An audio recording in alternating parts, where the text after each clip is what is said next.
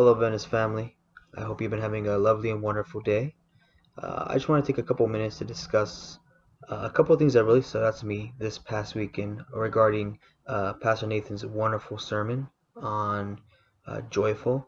First of all, it's just a beautiful thing to just see and hear how the series being kicked off and really starting strong in Philippians 1, chapter 1, verse 1 through 11.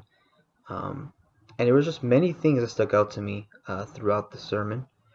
But what really stood out to mind as Pastor Nathan was really digging into the scriptures um, was how the nature of joy was not just only inward focused, but it was also very outward focused.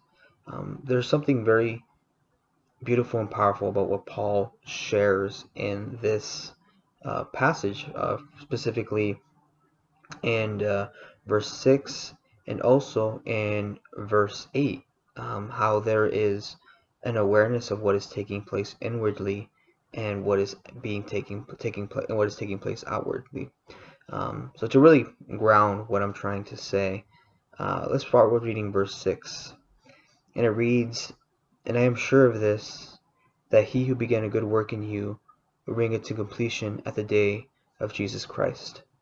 Now this is referring to what Paul is really rejoicing in, and it's specifically what he is giving thanks to God for in remembrance of those he is writing to. Um, and I think this really captures the heart of joy that Paul is truly exhibiting at this point. It's a heart of joy that is not just rejoicing in the thought of others outside of him, but it is rejoicing in the inward work of Jesus Christ that is taking place in their lives. And the reason why this stood out to me is because oftentimes when we think about joy, we tend to think about things that gratify us, that satiate our desires, that fulfill the things that we want.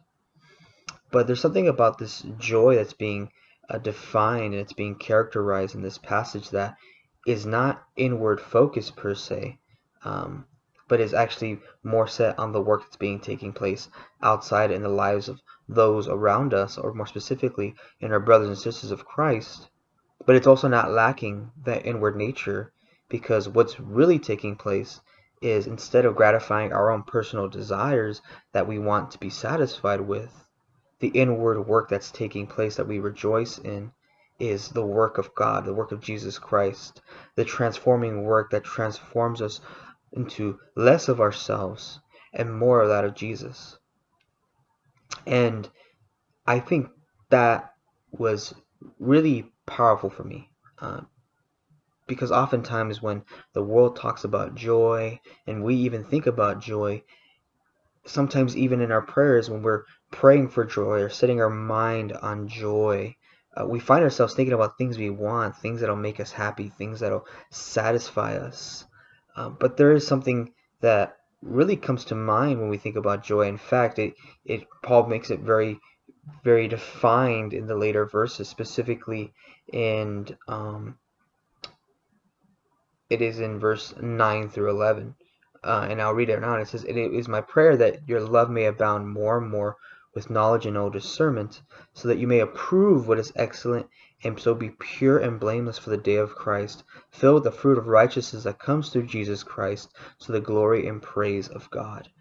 And these qualities, these attributes, these things that Paul is defining in this moment, these things that bring a holy kind of joy, sometimes run contrary to the desires of the flesh, run contrary to the things that we may want in this life.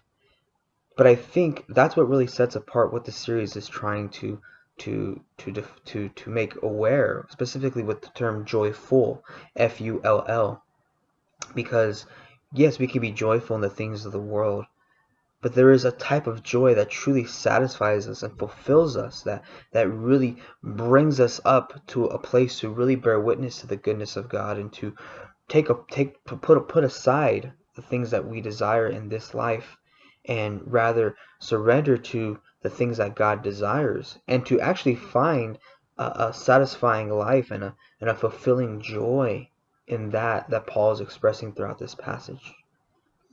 So all in all, what really resonated with me is that Paul is talking about a joy that really seeks the beautiful things of God that is taking place in our brothers and sisters. It's not a joy that is concerned about our own desires and affairs, but a joy that actually genuinely wants to see our brothers and sisters grow to the fullness of Jesus Christ.